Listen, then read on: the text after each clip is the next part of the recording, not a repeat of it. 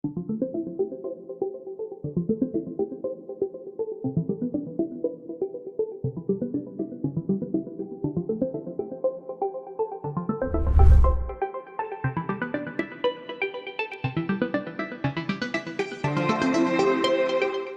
noches, estimados doctores. Un gusto saludarlos nuevamente. Soy el doctor Jesús Marcano y estoy a cargo de la dirección académica de Centrus, Escuela Internacional de Ultrasonido con sede en la ciudad de Lima, Perú. Buenas noches también, doctora Bernal. De parte del equipo de Centrus y de nuestros auspiciadores, Empresa Biomédica Peruana y Ecógrafos Alpinion Medical System con sede en Corea del Sur, queremos darle a todos la más cordial bienvenida y agradecerles por haberse conectado para participar esta noche en la presente conferencia. Nos complace presentar a quien será nuestra ponente de esta noche, la doctora Ana Bernal. La doctora Bernal es médico anestesiólogo, especialista en analgesia y anestesia regional, guiada por ecografía, fellowship en anestesia regional en Ceará, Fortaleza, Brasil, máster en analgesia y anestesia regional, guiada por ecografía de la Universidad de Salamanca, España. Presidenta del capítulo de anestesia regional de la Sociedad Peruana de Anestesia, Analgesia y Reanimación, y actualmente trabaja como médico staff de la Clínica Internacional sede San Borja, en la Clínica Angloamericana y en la Clínica Internacional sede Lima, la cual es centro quirúrgico del COVID. Bienvenida, doctora Ana Bernal. Muchas gracias, doctor Marcano. En realidad es muy agradecida por la oportunidad. Gracias a Centrus, a la Casa Biomédica, a la empresa Alpinium, muy agradecida. Espero que podamos sacar algunas enseñanzas del día de hoy, algunas guías y recomendaciones que actualmente hay a nivel mundial.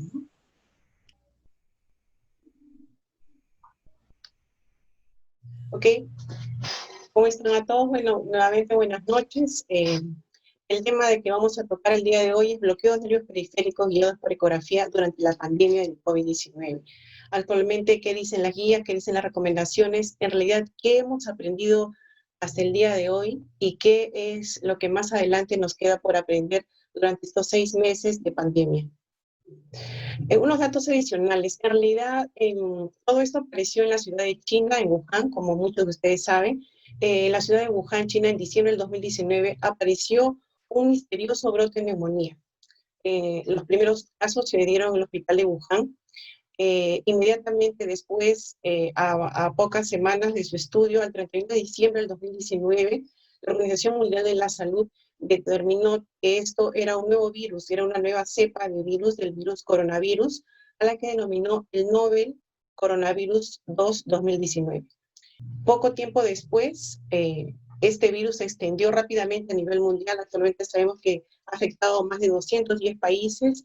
Actualmente hay más de 10 millones de personas afectadas con 450.000 muertos. Pero el 30 de enero del 2020 fue declarado como emergencia de salud pública internacional. Pocas semanas después, el 11 de febrero del 2020, la Organización Mundial de la Salud denominó al complejo médico, en realidad a la enfermedad causada por el coronavirus como el COVID-19. Y un mes después, esto fue declarado una pandemia a nivel global. Unos datos adicionales que en realidad me dio mucha curiosidad de saber cómo fue que se inició esto, que ya sabemos que fue en la ciudad de Wuhan, pero encontré el primer artículo y los primeros reportes de los casos que aparecieron en el hospital de Wuhan. En realidad, fueron 3 pacientes a los que reportaron que tuvieron neumonía. Estos 3 pacientes eran relativamente jóvenes, uno de 39, 41 años y uno de 61 años, en los cuales ellos evaluaron, investigaron y vieron no había una causa de la neumonía. Entonces realizaron un estudio, realizaron lavado broncoalveolar a todos estos pacientes y determinaron que después aislaron que era la cepa del coronavirus, pero estudiaron 22 patógenos, es decir, 18 virus y 4 bacterias. No fue tan fácil su identificación, pero se llegó al final a concluir que era esta nueva cepa del coronavirus. En el 2002, ellos ya habían tenido un brote del SARS, familia del coronavirus, que no es actualmente la de ahora, pero tenían una experiencia previa a la que tienen ahora, ¿no? Y bueno, lo que se sabe es toda la demanda y lo mundial que ha sido actualmente.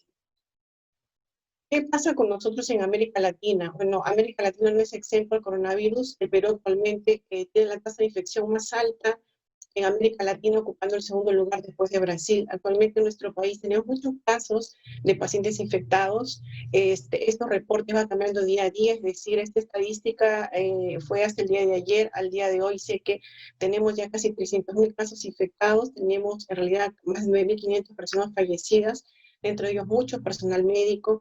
Tenemos una tasa de infección muy alta. Tan es así que en Lima y Callao llegamos al 25%, en las ciudades de la selva como Loreto y Quito llegamos al 33%. ¿Esto qué quiere decir este panorama? Esto quiere decir que en las ciudades de Lima y Callao, que de cada 4 pacientes al menos uno va a estar infectado con coronavirus. Y en la selva de cada 3 pacientes al menos uno va a ser portador del virus del coronavirus. ¿Por qué es importante determinar esto para nosotros como anestesiólogos que estamos dentro del marco quirúrgico? Es importante porque la principal sintomatología de este paciente es la sintomatología respiratoria y va a ocasionar toda una serie de complejo médico que al final puede llevar a la letalidad. Es decir, con algunas estrategias nosotros podemos lograr mejorar esto durante el campo quirúrgico siendo parte de este equipo. Unos datos adicionales es que en cuanto a estadística también, bueno, se presenta la mayoría de casos en hombres, y esta estadística es muy similar a otras poblaciones demográficas, igual que en nuestro país. Por ejemplo, en la India, igual la tasa de letalidad, la tasa de incidencia y el compromiso en cuanto a sexo es muy parecida a la nuestra, a diferencia de lo que pasa en Italia o lo que pasa en España, que tienen una población demográfica diferente. Es decir, por ejemplo, la tasa de letalidad en España es en promedio de la edad de 80 años, en la India en promedio de 59 años, en nuestro país en promedio está entre los 58 y 57 años, ¿no? Como digo, muy parecida a la población demográfica de la India. Esto es una tabla una estadística muy importante que la pongo porque se ve el compromiso pulmonar de los pacientes afectados con la neumonía viral, pero está correlacionada con la edad. Es una tabla sacada de la institución en la cual trabajo, donde vemos claramente que mientras a mayor edad tenga el paciente, mayor sea el compromiso pulmonar. Esto es importante cuando tengamos un paciente, varón de sexo masculino, tal vez de un área mayormente afectada y estamos relacionados con la edad. Es decir, si tenemos un paciente de mayor edad, es muy probable que tenga mayor compromiso pulmonar. Pero ante todo esto, ¿qué de importancia hay? ¿Por qué en realidad nosotros debemos aplicar técnicas de anestesia regional? ¿Por qué nosotros tenemos que aplicar bloqueos de nervios periféricos durante esta etapa de la pandemia? En realidad, como anestesiólogos, formamos parte de un team, de un equipo quirúrgico. Estamos en la línea de frente del paciente quirúrgico. Entonces, tenemos que determinar ciertas estrategias, ciertas características, abordar de alguna forma al paciente para que esto sea cada vez mejor, ¿no? Entonces, una de las causas, de las conclusiones importantes es por qué nosotros debemos utilizar bloqueos periféricos durante esta pandemia, en qué casos, en qué condiciones. Una de las principales causas y que está comprobada por medicina basada en evidencia es que el utilizar técnicas de anestesia regional, como son los bloqueos nervios periféricos, reduce grandemente el riesgo de transmisión viral nosocomial, reduce la transmisión viral preoperatoria, por lo tanto va a disminuir el riesgo de transmisión tanto del personal de salud, de una reacción cruzada o de la misma área donde se encuentra este paciente con los pacientes cercanos. En realidad es muy importante nosotros que afiancemos y destaquemos estas técnicas. En realidad las técnicas de anestesia regional estaban escritas desde mucho antes, ¿no? Gracias a la aparición de esta pandemia de coronavirus se ha dado una real importancia a todo esto. ¿Qué nos dice la medicina basada en evidencia? En realidad, acá hay un artículo muy interesante que no es de ahora, sino sale del 2012, en que nos habla acerca de disminuir el riesgo de transmisión viral y general en los pacientes cuando se manipula vía aérea. Es decir, cuando nosotros tenemos un paciente a que estamos sometidos a una exposición de la vía aérea, tenemos mucho más riesgo de infección y eso ya lo sabemos. Y lo importante es que hicieron una gran estadística de estos pacientes, un review, y encontraron que cuando existe una manipulación en la intubación traqueal existe un odds ratio de 6,6, es decir, hay una chance, hay una oportunidad, hay una etapa en la que el 6,6% es más probable que yo me contamine por alguna transmisión respiratoria o viral del paciente. Y no solo es durante la intubación traqueal, también es durante la ventilación manual, presión positiva, ¿no? La tasa es de 2,8 aproximadamente.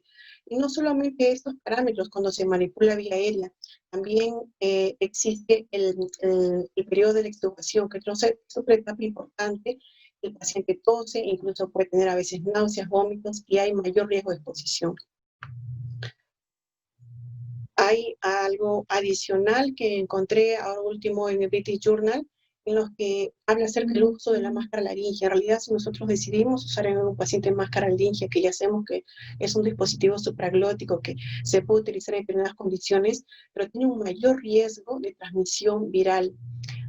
El riesgo está determinado por 4,4 veces más el tubo endotraqueal. Es decir, si yo decido utilizar máscara laringe en un paciente, estoy mucho más en riesgo de contraer alguna enfermedad viral respiratoria, ¿no?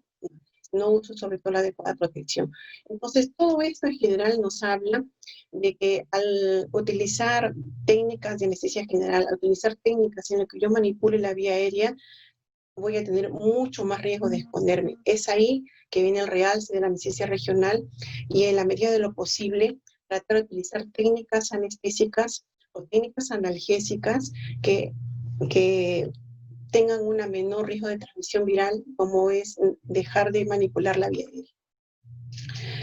¿Por qué es importante el bloqueo de los periféricos? No solo por la manipulación de la vía aérea, sino que también bloqueo de los periféricos disminuye una de las cosas importantes y que probablemente está comprobada desde antes, y como les digo, todo esto se ha realizado durante la pandemia, es que disminuye grandemente el dolor postoperatorio. Nosotros podemos llegar a tener evaceros en un paciente al que se ha sometido a un bloqueo endógeno periférico. Y esta prolongación de la analgesia, esta prolongación del buen aceptar del paciente, de que tenga un evacero, en realidad va a depender también de varios factores, hasta cuánto yo le quiero prolongar la analgesia. Va a depender de la concentración del anestésico local, del volumen del anestésico local, si yo decido colocarle no adyuvantes al paciente. Va a depender incluso de la misma características del paciente, la cirugía, en realidad, pero yo como anestesiólogo puedo controlar todo eso y puedo yo extender mi analgesia, y es decir, no solo estamos hablando de colocar catéter nervio periférico para extenderla, sino que darle una buena analgesia hasta un determinado tiempo. La analgesia está notablemente disminuida cuando se utiliza una técnica de anestesia regional y sobre todo cuando se utiliza una técnica de bloqueo nervio periférico. Además de esto, está comprobado que al disminuir el dolor postoperatorio de los pacientes también se disminuye el consumo de opioides, sobre todo opioides fuertes, ¿no? Opioides. Nosotros tenemos, por ejemplo, cirugías grandes en las que tienen un gran score del dolor en el postoperatorio. Estas son generalmente las cirugías de prótesis de rodilla, prótesis de cadera, prótesis de hombro. Incluso las artroscopías de hombro sin llegar a ser prótesis son una de las cirugías en las que el paciente presenta mucho score de dolor en el postoperatorio.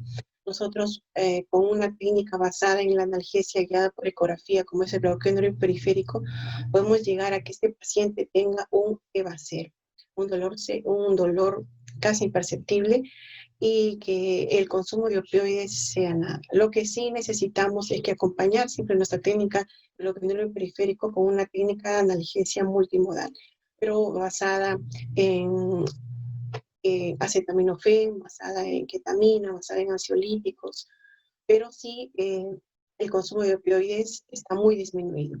Al disminuir el consumo de opioides y al no manipular la vía aérea, entonces también tenemos una disminución de náuseas y vómitos en el postoperatorio.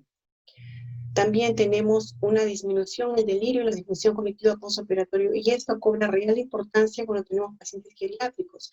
La población geriátrica, ustedes saben que cada vez está en aumento, tenemos pacientes de 60, 70, 80, 90 años, y que muchas veces hemos visto que después de una técnica de anestesia general, estos pacientes empiezan en el área de recuperación a tener un delirio de disfunción cognitiva.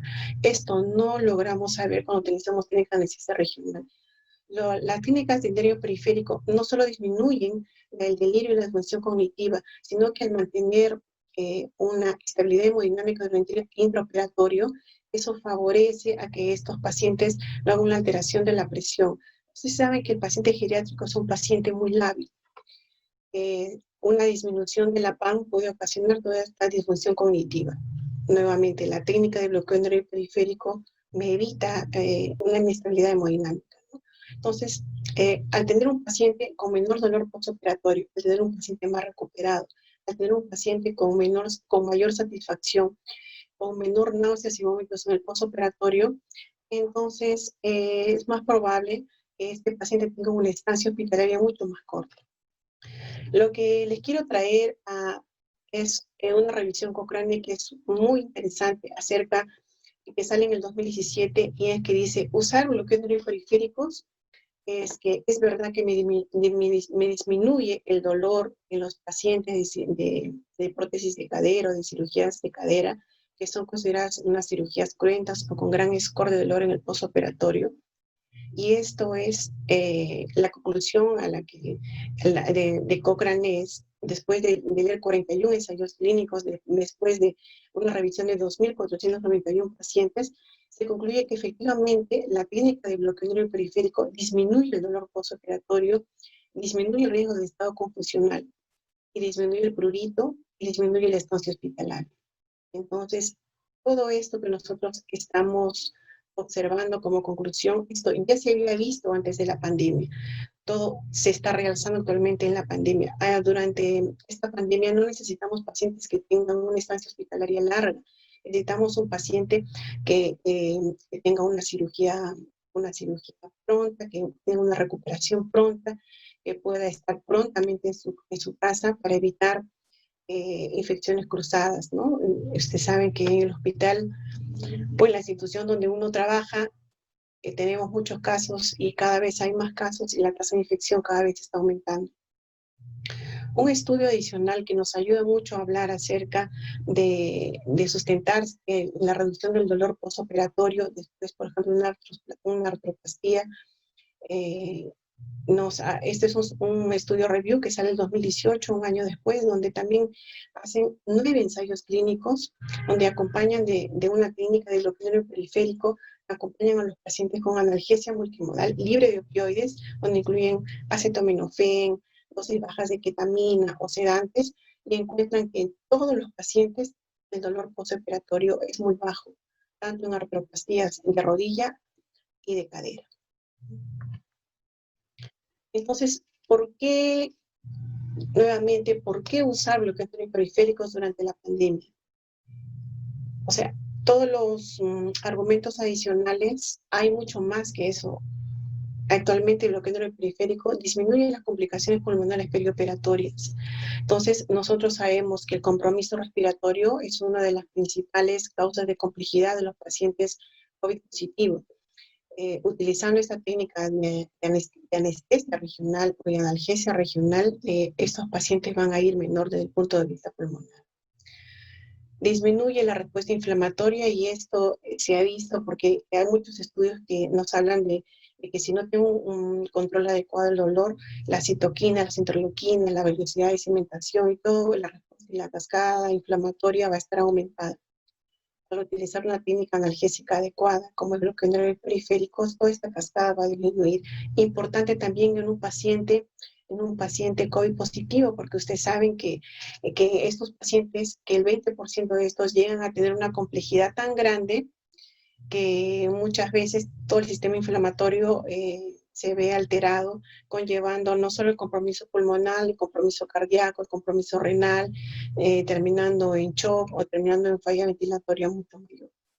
Como les mencionaba, es una técnica normoestable, en realidad la técnica mayor normoestable que existe, la de nervios periféricos, es crucial cuando vemos un paciente en estado crítico. Y es una técnica ahorradora de fármacos. Como muchos de ustedes saben, un gran gran cantidad de nosotros está trabajando en las UCIs o en la unidad de cuidados intensivos, estamos observando que los pacientes necesitan una serie de fármacos, desde sedantes, relajantes musculares, hasta opioides.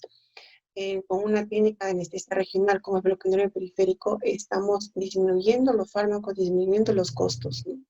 Esto es para traerles, de repente, no quiero que se enrede un poco, pero solo es para mencionar algunos artículos que salen acerca de lo que es la correlación entre toda la cascada y la respuesta inflamatoria y los scores de dolor, ¿no? En general, traigo este artículo porque es uno de los, me pareció de los más interesantes, que sale en el 2017, donde evalúan a unos pacientes que fueron sometidos a cirugías de rodilla, de artroplastia de rodilla, y donde solo le dieron analgesia endovenosa.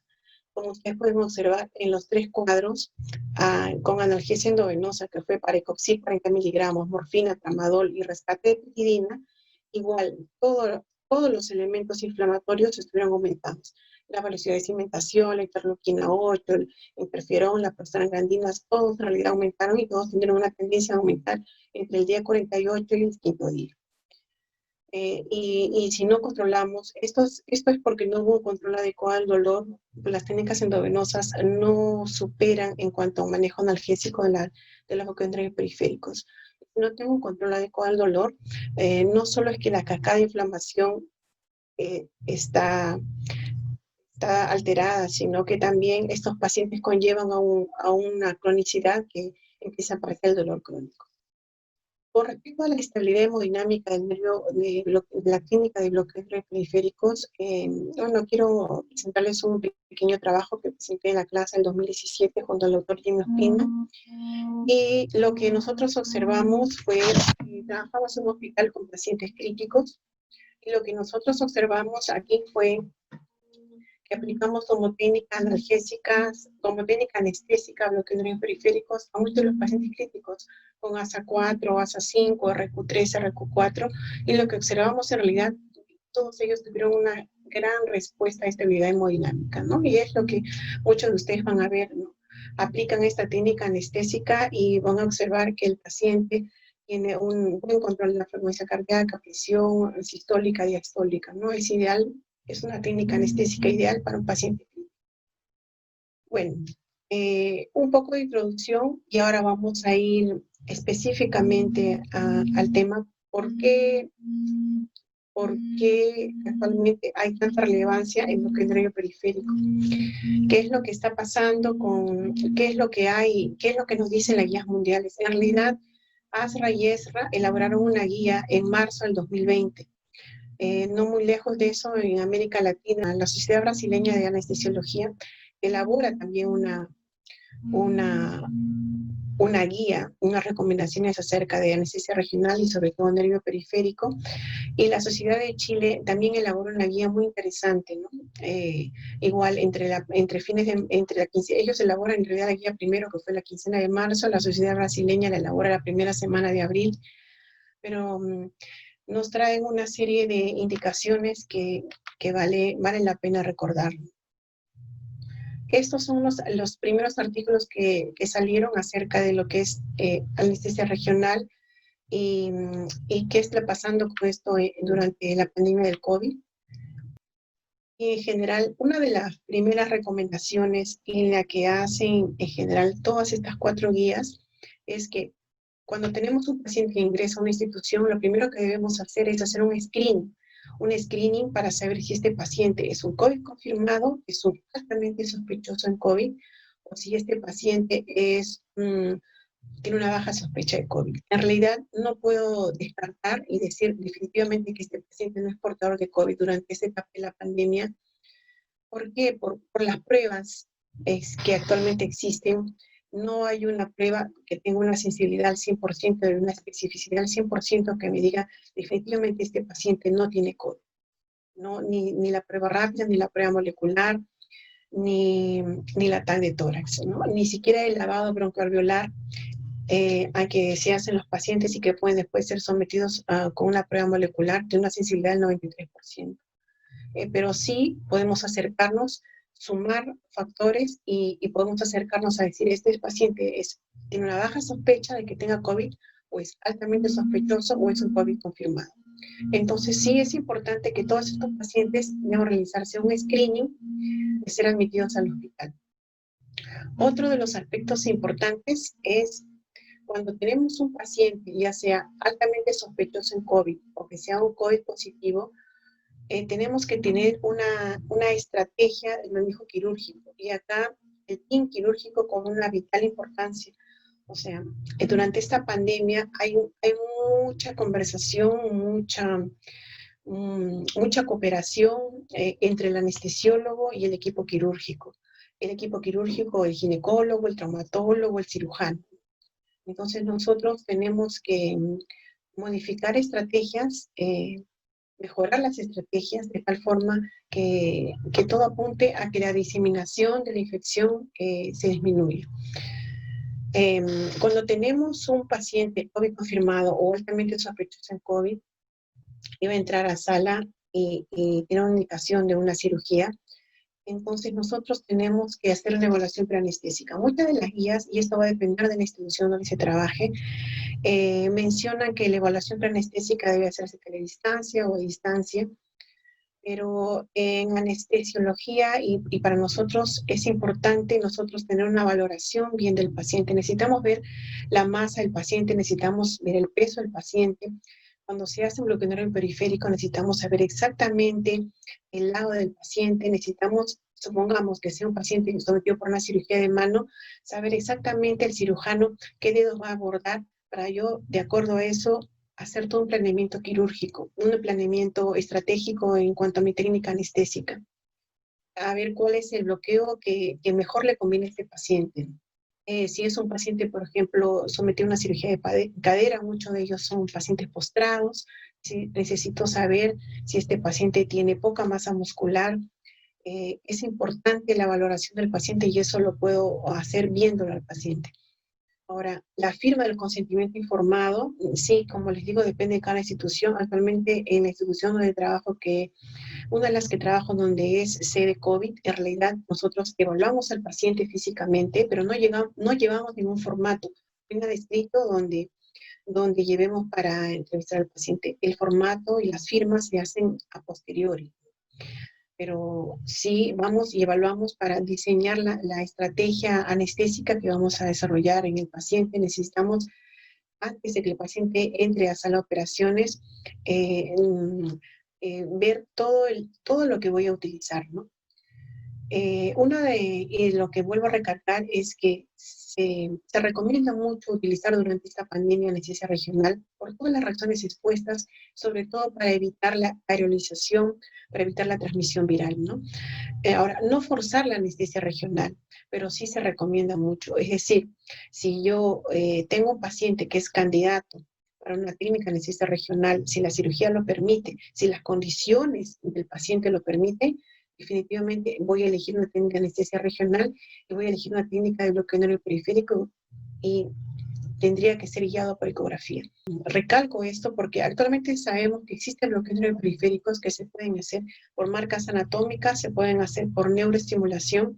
En realidad ya está probado que al utilizar una técnica de bloqueo neuroperiférico bajo guía ecográfica, donde estamos viendo en tiempo real lo que está pasando, estamos viendo las estructuras, estamos viendo los vasos, no solamente te da una tasa de éxito, sino que mejora la eficacia del procedimiento. Y en todos estos pacientes COVID, todos estos casos confirmados de pacientes COVID, necesito que mis procedimientos sean lo más cercano posible a lo perfecto. En realidad necesito que la tasa de éxito sea buena, que no exista, que la tasa de falla sea baja, y es por eso que recomiendan la técnica de anestésica debería utilizarlo no solo un anestesiólogo, tal vez dos con ayuda, pero el que esté más experimentado en realizar la técnica. Ante todo esto, como les digo, o sea, estamos en tiempo de pandemia, estamos en tiempo de crisis, debemos buscar la oportunidad dentro de todo este contexto de pandemia y de crisis, ¿no? Y vuelvo a recalcar, anestesia regional se ha fortalecido en realidad durante la pandemia. Quiero mencionar, esto es nuevamente una gran revisión de ensayos clínicos de Cochrane, donde presentan a 32 ensayos clínicos con 2.884 pacientes, donde se hace la justificación de por qué usar guía ecográfica durante la realización de una clínica de bloqueo nervio periférico. En realidad, se evaluaron todos los ensayos clínicos en los que se utilizaron técnicas de ultrasonido versus marcas anatómicas, donde se utilizaron técnicas de ultrasonido versus neuroestimulación, donde se utilizaron técnicas de ultrasonido versus ecografía más neuroestimulación. En realidad, la conclusión a la que se llegó en estos tres grandes grupos, que la técnica de ultrasonido versus anatomía versus neuroestimulación dio una tasa de éxito muy alta y fue muy superior versus hacer una técnica de bloqueo nervio periférico solo por anatomía o solo por neuroestimulación. Y acá quiero acotar algo, que es cuando se evaluó el grupo en el que se estudió ecografía versus ultrasonido más neuroestimulación, la tasa de éxito también fue buena, pero se encontró que en aquellos operadores que utilizaron ecografía más neuroestimulación, se encontró que hicieron más funciones y se encontró que el tiempo en realizar el procedimiento fue mucho mayor versus al que solo utilizaron ecografía. Es por este fundamento y desde que ya muchos expertos recomendaban que cuando se utilice ecografía se debe utilizar solo ecografía como técnica sola. Salvo en algunos casos de utilizar neuroestimulación, es cuando de repente tengo una duda y no llego a discernir bien el nervio. Eso generalmente va a pasar en los pacientes geriátricos o en los pacientes diabéticos de larga data o en los pacientes postrados, en que la estructura nerviosa no se logra ver adecuadamente por ecografía. Ahí existe alguna duda, entonces voy y recurro a la neuroestimulación. Pero no utilizar a la vez, porque esto prolonga el tiempo de realización del procedimiento, que además, al estar buscando el estímulo motor, uno realiza más funciones de las que normalmente la debería hacer si utiliza solo ultrasonido solo. Y esto del tiempo cobra una vital importancia en pandemia, porque en realidad en todas las guías recomiendan que durante el tiempo de pandemia el procedimiento que se debe hacer durante el procedimiento anestésico debería ser lo más corto posible. La exposición con el paciente COVID positivo debería ser la menor exposición que sea. Entonces, el tiempo sí cobra una vital importancia actualmente durante la pandemia. Entonces, una vez que tenemos evaluado cuál es la técnica ecográfica, cuál es la técnica, la estrategia anestésica que yo voy a utilizar, nosotros tenemos que, en el caso de trabajo en esta área COVID, nosotros vamos preparando y llegando a las sala de operaciones, ¿no? Las sala de operaciones de un paciente COVID positivo, COVID confirmado, idealmente debería ser una sala con presión negativa. Si la presión negativa no existe en la sala, como tal vez en muchas de nuestras salas, de nuestros centros hospitalarios, pero sí la sala de operaciones debería estar totalmente protegida, ¿no? Lo que se recomienda es, uno, que todos los equipos innecesarios deberían salir del ambiente de sala de operaciones. Quiere decir que solo debe utilizarse lo mínimo indispensable. Se recomienda en realidad que el coche paro o que aquellos elementos que no voy a utilizar salgan de sala de operaciones y que los que quedan sean totalmente cubiertos por una estructura de plástico, totalmente cubiertos toda la sala, todo lo que se puedan imaginar.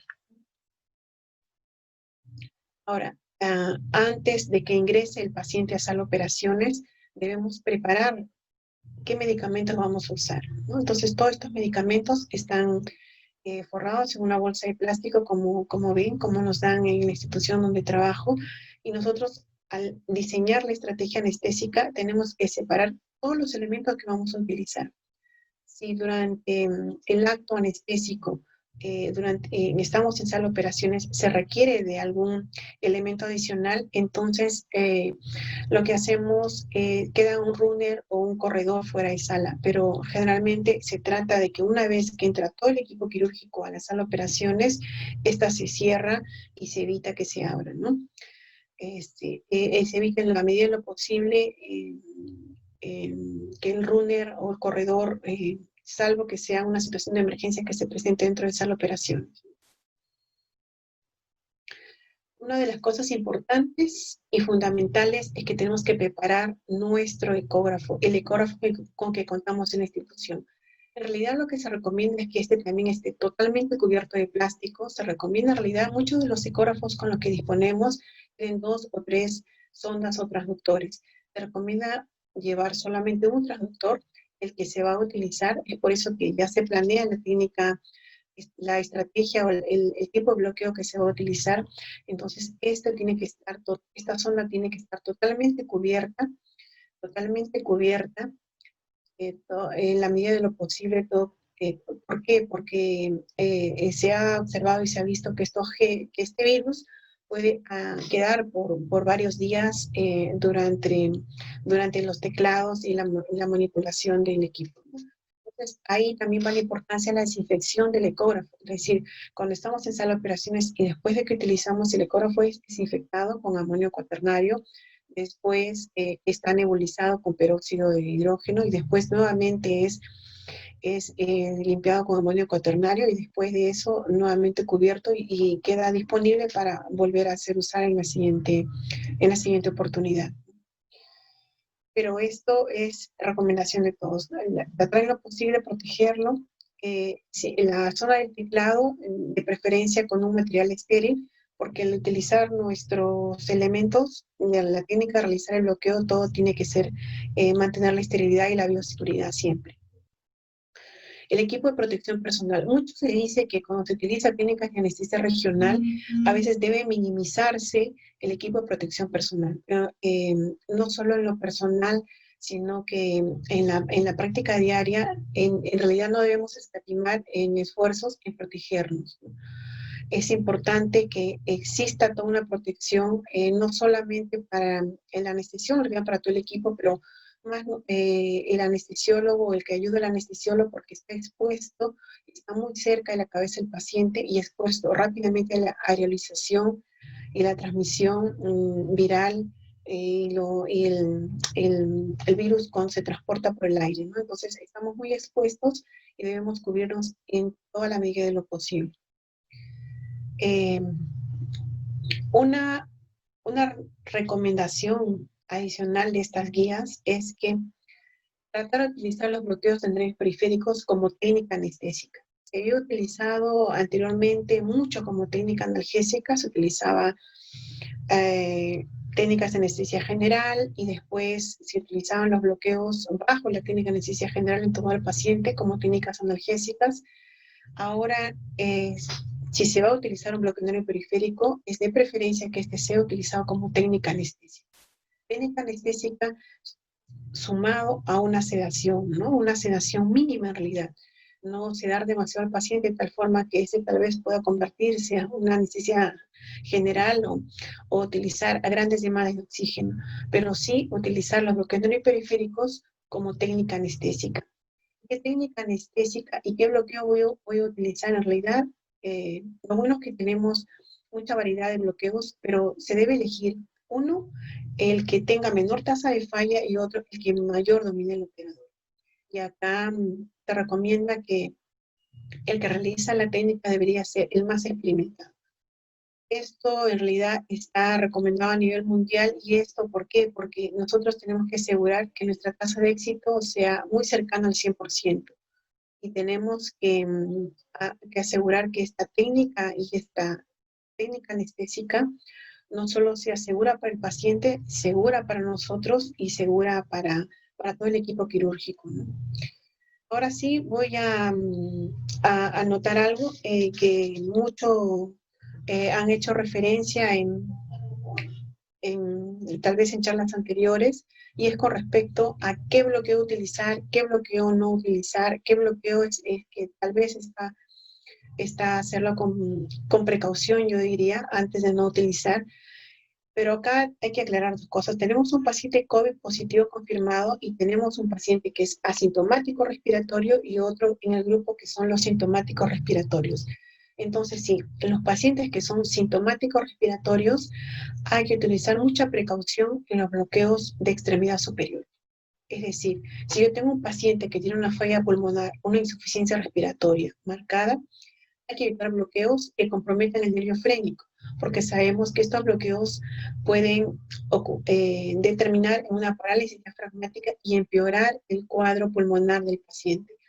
¿Cuáles son estos bloqueos que pueden comprometer el nervio frénico? ¿Es el bloqueo interescalénico o el bloqueo del plexo cervical superficial? Igual, si tenemos una falla pulmonar, si tenemos un paciente que es un sintomático respiratorio, con alguna falla pulmonar, una insuficiencia respiratoria, hay que evitar bloqueos que comprometan la línea pleural. Unos bloqueos en realidad tal vez pueda llegar a comprometer la pleura es el bloqueo supraclavicular. Si tengo un paciente que ya tiene una afección pulmonar, hay que tratar de evitarlo en la medida de lo posible. Pero si tengo un paciente que es asintomático respiratorio, que es un COVID confirmado, yo puedo utilizar estos bloqueos como técnica anestésica. Lo que actualmente se sugiere es, por ejemplo, si yo utilizo un bloqueo supraclavicular, ya que estoy ahí muy cerca, hacer un pequeño escaneo para descartar o evaluar el deslizamiento pleural y ver neumotórax. Esa recomendación es muy buena, no es muy difícil evaluar el neumotórax vía ecográfica o para un paciente, se utiliza con la misma sonda, con el mismo traductor, en este caso utilizar un traductor lineal, con esa misma sonda yo puedo evaluar ambos pulmones y evaluar si este paciente tiene un adecuado movimiento pleural, si tiene líneas A, si tiene líneas B, si tiene punto pulmonar, es decir, yo puedo descartar un neumotórax en un paciente inmediatamente después que yo he hecho un bloqueo del nervio periférico como técnica anestésica. Eso me da un margen de seguridad y eso me da un margen de eficacia en mi procedimiento.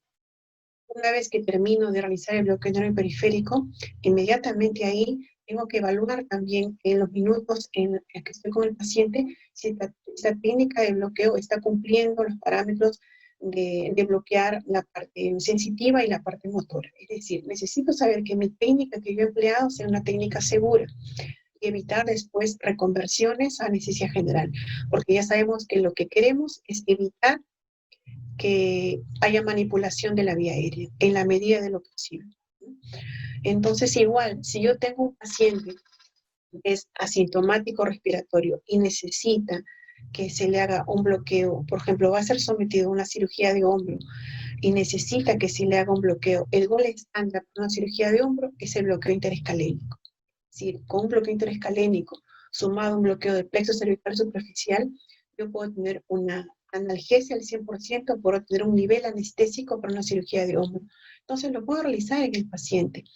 Lo puedo realizar siempre manteniendo los cuidados y los parámetros ya descritos desde antes, observando, viendo siempre la punta de la aguja, tratando de disecar justo la zona donde estoy viendo, observando en todo momento siempre la punta de la aguja. Y después de eso, una sugerencia es, si este paciente yo he decidido hacerle un bloqueo interescalénico del lado derecho, hacerle una evaluación de la evaluación diafragmática. Es decir, en ese momento yo lo puedo hacer, y igualmente yo puedo hacer una evaluación diafragmática con mi traductor lineal o de alta frecuencia.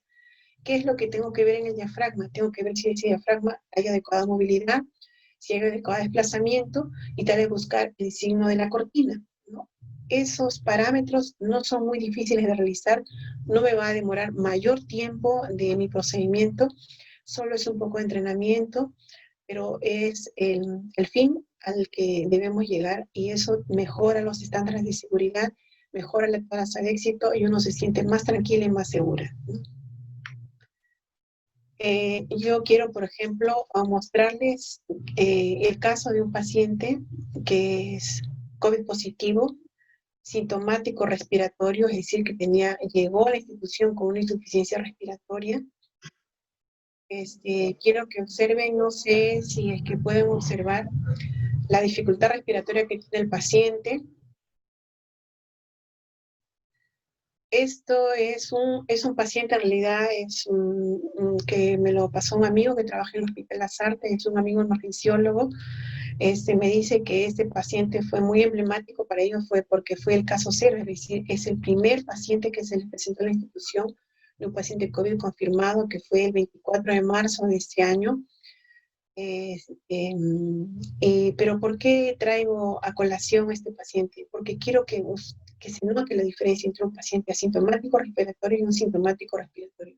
Obviamente, si yo tengo un paciente sintomático respiratorio que va a necesitar ser sometido a una cirugía, supongamos, ingresó con una fractura de mano, ingresó con una fractura radiodistal y necesita ser sometido a una cirugía. En esta condición, donde hay gran liberación de aerolización, donde hay gran liberación de virus, es poco probable que yo aplique una técnica solo de bloqueo neoperiférico como técnica anestésica. Entonces, hay que evaluar cada paciente. En este caso, tal vez la recomendación sería asegurar la vía aérea y ver a posteriori la analgesia de este paciente, ¿no?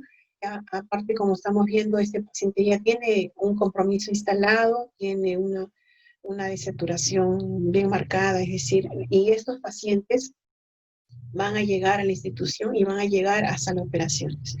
Solo para contarles como una anécdota, este paciente, ustedes como lo ven en el estado de emergencia y así, estaba con máscara de Venturi alto flujo. Me menciona mi amigo que este paciente llegó a contagiar a 12 personal de salud en la institución, o sea, 12, se evaluaron 26 personal de salud que estaba cerca de él, de los cuales 12 dieron positivos para el COVID. Este paciente llegó y miren la gran liberalización, la gran liberación de aerolización que hay. El conocimiento que había el 24 de marzo, como les digo, no es el que tenemos ahora, pero esto puede pasar si no controlamos adecuadamente la vía aérea, o sea, no solamente el paciente, no solo el personal de salud de la institución va a estar afectado, las familias y todo el resto de pacientes que están hospitalizados ahí, y va a haber una reacción cruzada, ¿no? Entonces, es muy importante para estos casos controlar adecuadamente la vía aérea. Esto es lo que les mencionaba acerca del sliding pleural, sobre todo evaluar si nosotros necesitamos o no, nosotros hacemos técnicas anestésicas de bloqueo neoperiférico en la que estamos muy cerca de la línea pleural. No solamente supraclavicular, cuando hacemos un bloqueo neoperiférico, por ejemplo, infraclavicular en pacientes delgados, la arteria, la vena y la línea pleural está muy... la arteria y la vena, la axilar está muy encima de la línea pleural, entonces estamos muy cerca. Y nosotros tenemos alguna duda y hemos pensado que tal vez hemos pintado la pleura por algún motivo, entonces hacer el escaneo y descartar neumotórax. Eso es lo que necesitamos saber y eso es lo que sí me gustaría recalcar y eso es lo que me gustaría que esto siga y se practique, ¿no? Y lo otro importante es evaluar la movilización del diafragma. Y esto en realidad que quede rutina para todos los intraescalénicos que hacemos o todos los bloqueos del plexo cervical superficial que hacemos, ¿no? Ustedes van a tener la oportunidad de leer que la literatura dice bloqueo intraescalénico, te da un 100% el compromiso nerviofrénico, pero en la práctica en realidad no es tal cual, ¿no? Si nosotros eso lo evidenciamos evaluando el diafragma, entonces vamos a comprobar que no es así. Si uno realiza la técnica de bloqueo periférico adecuadamente, mirando los parámetros, colocando la cantidad de anestésico local necesaria, mirando siempre la punta de la aguja, teniendo una buena visualización del ecógrafo, entonces tus tasas de complicación van a ser menores. Entonces, siempre estar pendiente de todos estos detalles cuando se utiliza la técnica anestésica de nervio periférico. Y esto cobra por vital importancia en todo lo que es la pandemia y los pacientes afectados por el COVID. Otra de las cosas importantes que quiero recalcar, y no solo es una recomendación de la guía, sino es una recomendación personal, es no aumentar la cantidad de anestésico local, es decir, no aumentar. Si yo decido hacer como técnica anestésica un bloqueo nervio periférico, no porque quiero que mi bloqueo sea 100% perfecto, voy a aumentar el volumen de anestésico local. El volumen de anestésico local se debe colocar el justo y el necesario. La concentración de anestésica local, la concentración de anestésico local es también la necesaria y la adecuada. Usar coadyuvantes de anestésico local, y esto sí lo sugiero porque el coadyuvante anestésico local no solamente te va a disminuir el tiempo de latencia del anestésico local, que es importante cuando utilizas técnicas de bloqueo periférico como técnicas anestésicas. Necesitas que depende rápido el anestésico local, y eso se utiliza con coadyuvantes, sobre todo cuando se utilizan adyuvantes más bupivacaína o levobupivacaína, ¿no? Es decir, si tú utilizas solamente una bupi o levobupivacaína, esperas un tiempo de latencia de 20 hasta 30 minutos. Si uno utiliza un coadyuvante, ese tiempo de latencia se acorta mucho. Por ejemplo, estamos hablando, si utilizamos una adrenalina como coadyuvante, el tiempo de latencia va a ser aproximadamente en bupivacaína 8 minutos. Si utilizamos dexametasona como coadyuvante, el tiempo de latencia va a ser aproximadamente 4 minutos. Entonces, los coadyuvantes disminuyen el tiempo de latencia, pero ahí no está su real importancia los coadyuvantes de anestésico local, sino que también mejoran y prolongan la analgesia, prolongan la vida media del anestésico local, por lo tanto le dan mayor analgesia, mayor tiempo de analgesia al paciente. Prolongan el bloqueo motor del paciente y prolongan el bloqueo sensitivo. Lo que sí, actualmente durante pandemia se está hablando mucho de la dexametasona. Lo que sucede es que dexametasona actualmente se habla de utilizar dosis bajas de dexametasona. Cuando dexametasona se empezó a utilizar como coadyuvante anestésico local, muchos ensayos clínicos, muchos reportes de casos, muchas revisiones mencionaban que dexametasona se usaba en dosis de hasta 8 miligramos. Eso estamos hablando aproximadamente de hace 8 o 10 años atrás, ¿no? Ahora último se habla margen de dexametasona de entre 4 miligramos aproximadamente, e incluso ahora con pandemia se habla que la dosis de dexametasona debería disminuirse a 2 miligramos. Pero esto solo es, no hay una medicina basada en evidencia. O sea, lo que sí hay evidencia, y lo que hay gran evidencia y abundante evidencia, es el uso de dexametasona como coadyuvante anestésico local a dosis de 4 miligramos, que disminuye el tiempo de latencia del anestésico local, prolonga el bloqueo motor y prolonga el bloqueo sensitivo del nervio. Hablar de una nueva dosis actual de dexametasona, eso tal vez con el tiempo lo vamos a ver. Eso está en realidad en controversia, está en veremos, pero hasta ahora no hay nada 100% estable con respecto a dexametasona y anestésico local. Lo que quería mencionar, además de utilizar bloqueos del nervio periférico como técnica anestésica, es también los bloqueos como técnica analgésica. Es decir, existen muchos, como son los bloqueos TEN, los bloqueos del rector espinal, los bloqueos del cuadro lumbar, los bloqueos de fascias en general, los bloqueos de pared abdominal, que son bloqueos analgésicos. En realidad, no es que no se recomienden usar durante la pandemia. En realidad, durante la pandemia, la gran recomendación es utiliza la técnica en la que eres más experto, utiliza la técnica en la que dominas más, utiliza la técnica en la que te tome menor tiempo de realización, utiliza la técnica en la que tengas más experticia. Y no es que en bloqueos analgésicos haya menos experticia, sino que en bloqueos analgésicos o de fascias siempre demoran un tiempo adicional de realizarlos, ¿no? Porque estos son analgésicos. Es decir, la recomendación actual es decir, si yo puedo conseguir una analgesia adecuada de mi paciente con endovenosos, entonces no necesito hacer un bloqueo analgésico coguiano. Pero si tengo una cirugía en la que yo sé que por más que yo ponga 10 de morfina o 100 de petidina, este paciente va a tener un gran score de dolor en el postoperatorio, entonces sí hay que utilizar los bloqueos analgésicos guiados. Porque sí hay muchos ensayos y está demostrado que los bloqueos analgésicos, junto o dentro de un marco de analgesia multimodal, mejoran y optimizan la pronta recuperación del paciente, la satisfacción del paciente, y disminuyen el dolor en el postoperatorio. Y algo adicional que quiero comentarles es con respecto a la utilización o no de catéteres de nervio periférico. Es decir, ¿se debe usar o no se debe usar? Y la recomendación actual es que hay que individualizar el caso. Es decir, el colocar un catéter de nervio periférico demanda un tiempo mucho mayor que si yo hiciera una técnica con una punción única. Entonces, actualmente en pandemia lo que se recomienda es que toda tu estrategia y todas tus técnicas sean a disminuir el tiempo. Pero si este caso, o sea, si el paciente lo amerita, hay que colocar catéter neuroperiférico. Por ejemplo, si yo tengo una prótesis de hombro, no una artroscopía de hombro, sino una prótesis de hombro, y el paciente va a ser sometido a este acto quirúrgico, una prótesis de hombro es una cirugía muy dolorosa en el postoperatorio, donde por más que yo coloque coadyuvantes de anestésico local, que no puedo extender mi analgesia más de a veces 48 horas, salvo en algunas condiciones, acá sí voy a necesitar colocar catéter de nervio periférico. Y además las condiciones del paciente, es decir, ya se ha visto que existen pacientes, existen condiciones determinadas de acuerdo al paciente, existen condiciones determinadas de acuerdo a la cirugía, ¿no?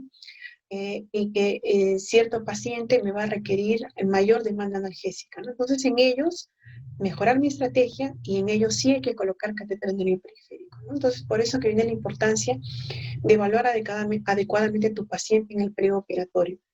Por ejemplo, cuando yo tengo un paciente que va a ser sometido a una cirugía de hombro, necesariamente yo lo tengo que evaluar ese paciente.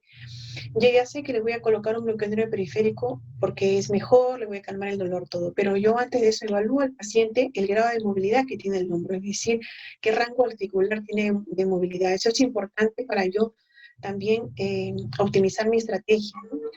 También evalúo, por ejemplo, en el caso de un paciente que va a ser sometido a una cirugía de hombro, cuánto tiempo ha tenido de dolor. Eso también es importante para ver hasta cuánto yo puedo mejorar o optimizar mi estrategia analgésica. Es decir, no es lo mismo que yo tenga un paciente que va a ser sometido a una cirugía de hombro, que tuvo una caída y de pronto en una semana tiene un dolor de hombro, un paciente que me diga, doctora, yo tengo 10 años con dolor de hombro y bueno, y recién voy a ser sometido a la cirugía. Obviamente el paciente que tenga un dolor crónico de larga data es un paciente que el postoperatorio va a ser muy demandante.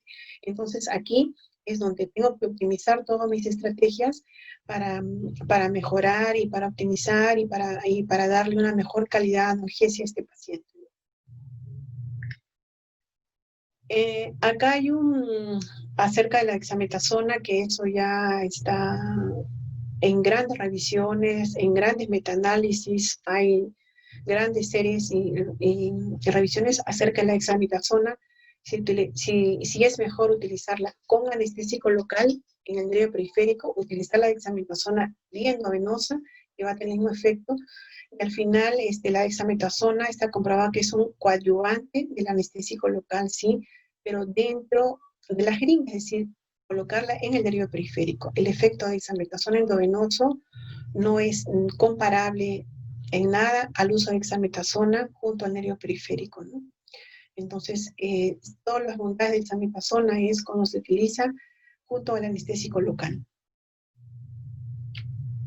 Y yo quiero traerles, este es un artículo actual, es en realidad el ensayo clínico, el gran ensayo clínico Recovery, es acerca, este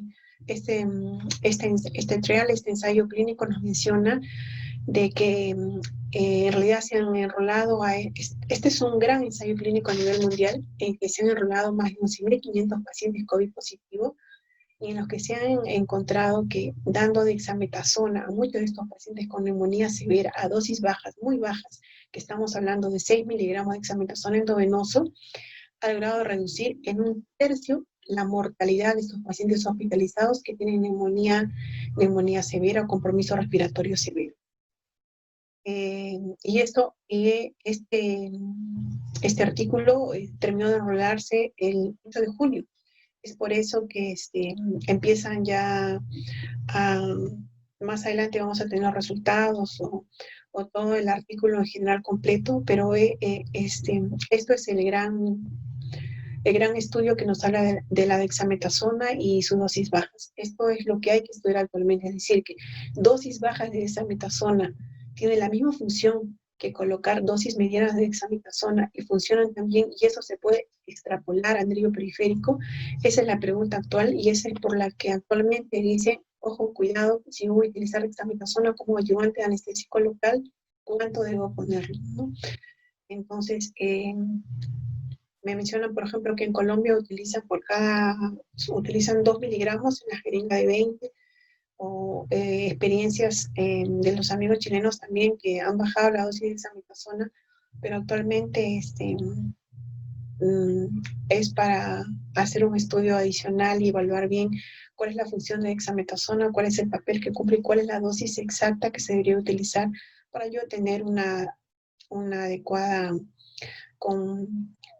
confianza y no decir, oh, ok, dexametasona me está inmunosuprimiendo a mi paciente, ¿no?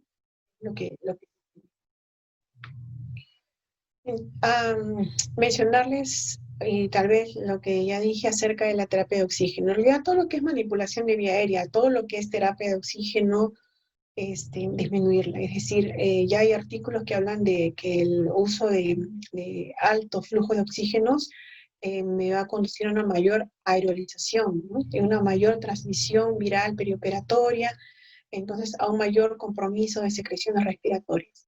Entonces, actualmente, ¿cuál es la cantidad de oxígeno recomendable? Lo recomendable es utilizar cánula binasal.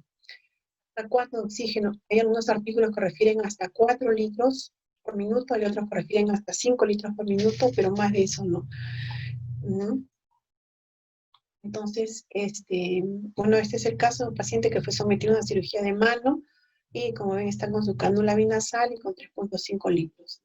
En realidad, es decir, si no utilizas oxígeno, es decir, mucho mejor.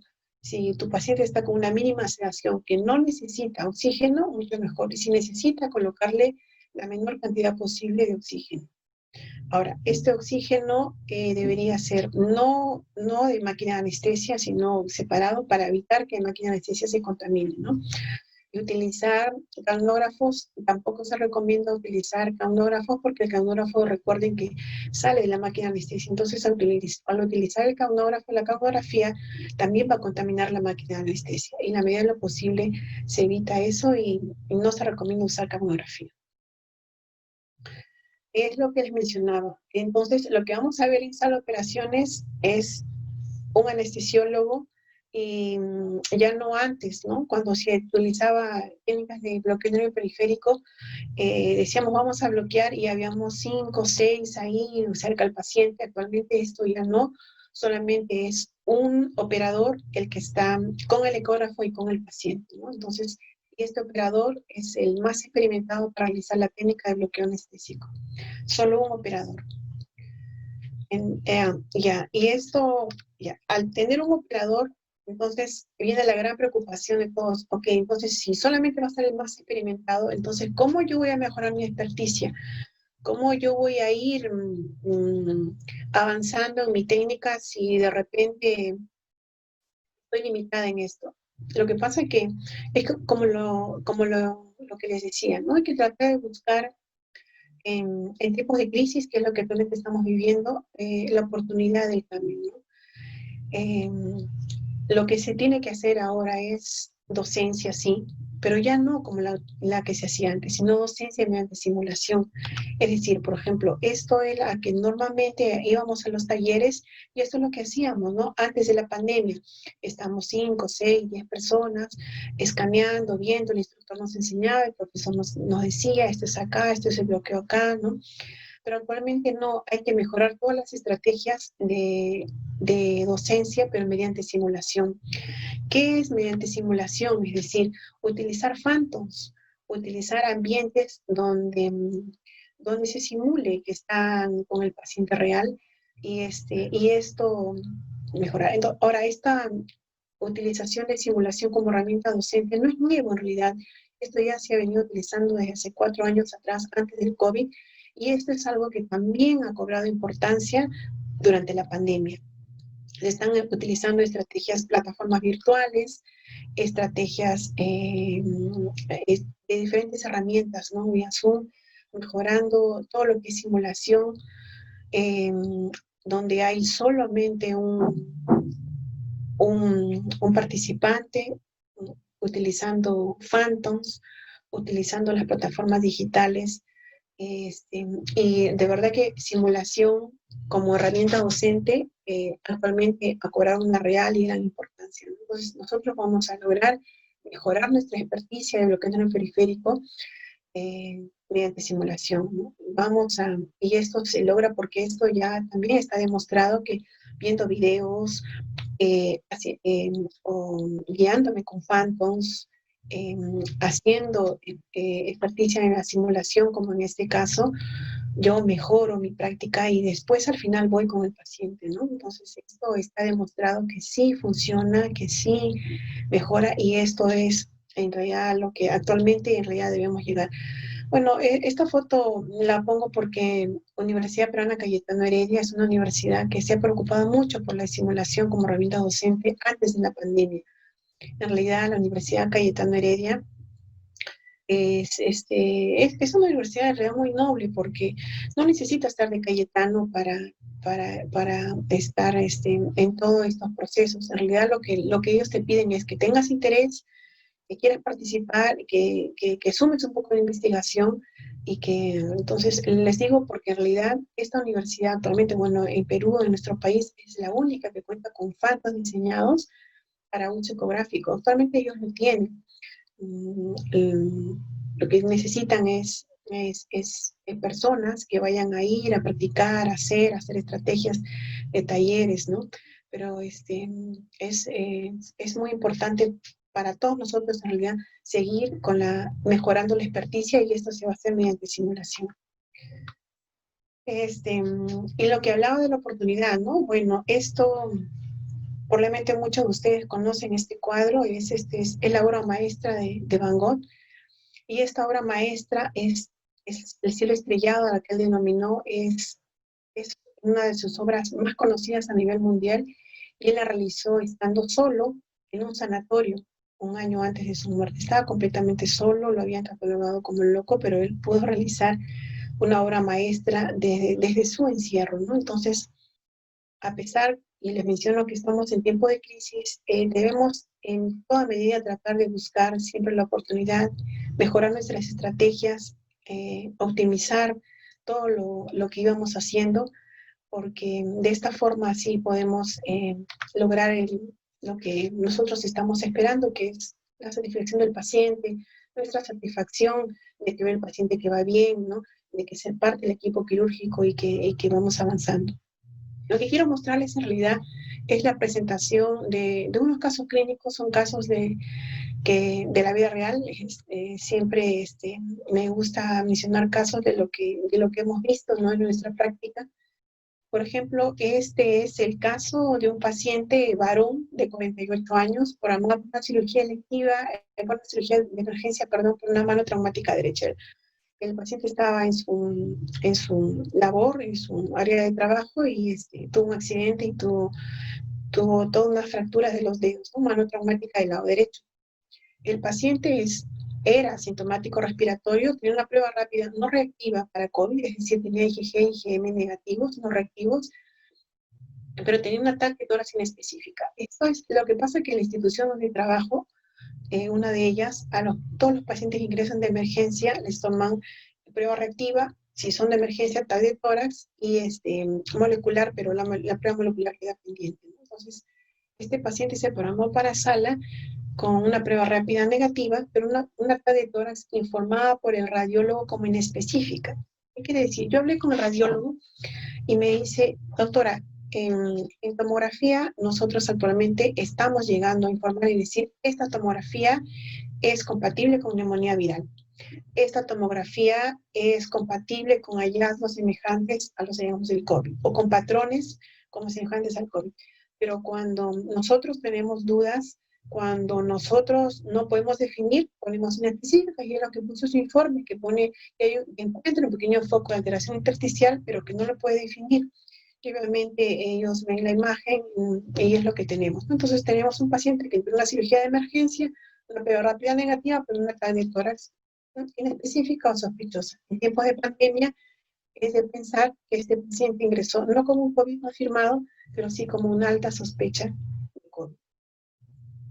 Entonces, es un paciente sin antecedentes de importancia, excepto todo este hallazgo de la tomografía. Entonces, lo que se decidió hacer con este paciente fue un bloqueo infraclavicular del lado derecho, que se administró de anestésico local, le colocó levobupivacaína al 0,25%, dexametasona 4 miligramos, todo en un volumen total de 20 mililitros, ¿no? Todo en la jeringa de 20 mililitros.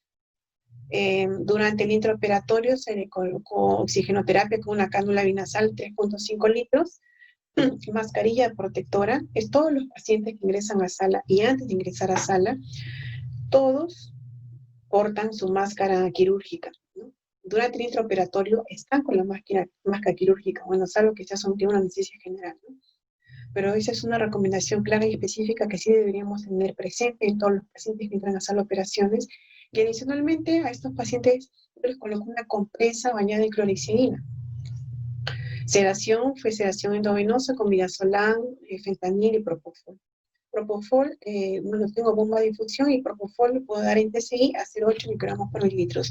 La idea de esto es para que el paciente esté sedado durante todo el acto quirúrgico, a diferencia de los bolos, ¿no? Que siempre a veces el paciente puede despertar y con esto mantener un estado adecuado y el paciente tranquilo, dormido durante todo el acto quirúrgico.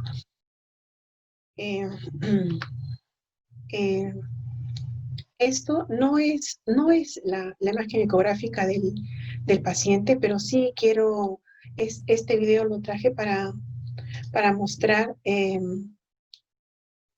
esto es un bloqueo infraclavicular, estamos viendo claramente acá la arteria axilar, la vena axilar, y lo que quiero volver a poner, no sé si ustedes observan, el sling pleural acá adecuado. Entonces, cuando hacemos un infraclavicular, estamos muy cerca de la línea pleural. Hay que tener mucho cuidado nada más, hay que observar siempre cuando hacemos un bloqueo infraclavicular, tratar de dar o colocar la mayor cantidad de anestésico local posible en el área del cordón posterior, ¿no? ¿Por qué por anatomía? Porque por anatomía sabemos que las divisiones posteriores la visión posterior pasan por el cordón posterior, es decir, si el anestésico local colocamos la mayor cantidad ahí, es decir, que tenemos un éxito de bloqueo infraclavicular, ¿no? Después, colocar en el lateral y colocar en el cordón medial. Este es el paciente, ¿no? El paciente que está con su cánula binasal, con su máscara de oxígeno, con su compresa bañada en clorexidina, bloqueo infraclavicular como técnica anestésica. El equipo quirúrgico está trabajando en la mano traumática derecha y acá traje una foto de un artículo que tal vez algunos me preguntarán ¿por qué utiliza la compresa bañada en clorexidina? Lo que sucede es que el coronavirus tiene una membrana lipídica, este virus tiene una membrana lipídica y que ya muchos artículos reportan que esta membrana lipídica puede ser disrupcionada, que es el nombre que le dan, con agentes como el peróxido de hidrógeno, como la clorexidina, incluso como la iodopovidona espuma, y muchos apuntan incluso que si tienes un paciente altamente sospechoso o COVID confirmado y, por ejemplo, vas a manipular vía aérea, ya hay artículos que mencionan que estos pacientes deberían estar enjuagatorios, enjuagatorios bucales con estos productos. ¿Por qué? Porque también se ha determinado que la replicación viral está mayormente en la garganta, en la boca y en la nariz. La replicación viral de este virus, con la redundancia, está centrado justo a esta zona, ¿no? Entonces, esto es importante ver y tratar de utilizar todas tus estrategias para disminuir la realización del paciente. Este es un pequeño videíto donde estamos observando, ¿no?, la cirugía de mano. El paciente está tranquilo durante todo el acto quirúrgico, está con la sedación de propofol endovenoso, aquí. Entonces, este es el bloqueo infraclavicular que se le hizo como técnica anestésica a este paciente. Ahora, después este paciente quedó hospitalizado y de analgesia se le colocó paracetamol endovenoso cada 8 horas y tramal PRN endovenoso. Esto también quiero mencionar algo adicional. A los pacientes a los que se realiza el bloqueo neuroperiférico hay que adicionarles una analgesia. O sea, el bloqueo neuroperiférico va dentro de un marco de analgesia multimodal.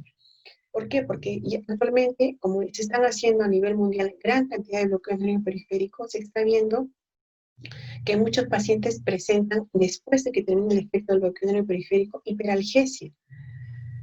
Y esto es porque termina el tiempo del bloqueo del nervio periférico, los pacientes están manifestando dolor de rebote y lo manifiestan como hiperalgesia en la zona donde bueno, ha sido expuesta el bloqueo, ¿no? Entonces, y se ha visto que en aquellos pacientes a los que se le aplica una analgesia multimodal, es decir, no con opioides, sino paracetamol o acetaminofén, como les decía, dosis bajas de ketamina, podrías dar sedantes o clonidina o dexmetomidina, ¿no? Alfa-agonistas. Entonces, en estos pacientes sí no se ha visto que presentan esta hiperalgesia después del bloqueo del periférico. ¿Por qué? Porque cuando hay hiperalgesia después del bloqueo periférico, la gran mayoría, y todo el mundo piensa desde que el traumatólogo o el cirujano te dice no, es que porque vino la injuria o una lesión neuronal, y actualmente se está viendo que no es así, ¿no? Entonces, este nervio está indemne, sin ningún daño, pero esos pacientes, por algunos factores que se determinan, como por ejemplo que el mismo paciente también tiene una carga de ansiedad, o son pacientes jóvenes o menores de 60 años en realidad, que van a ser candidatos a esta hiperalgesia después de terminar el efecto del bloqueo periférico.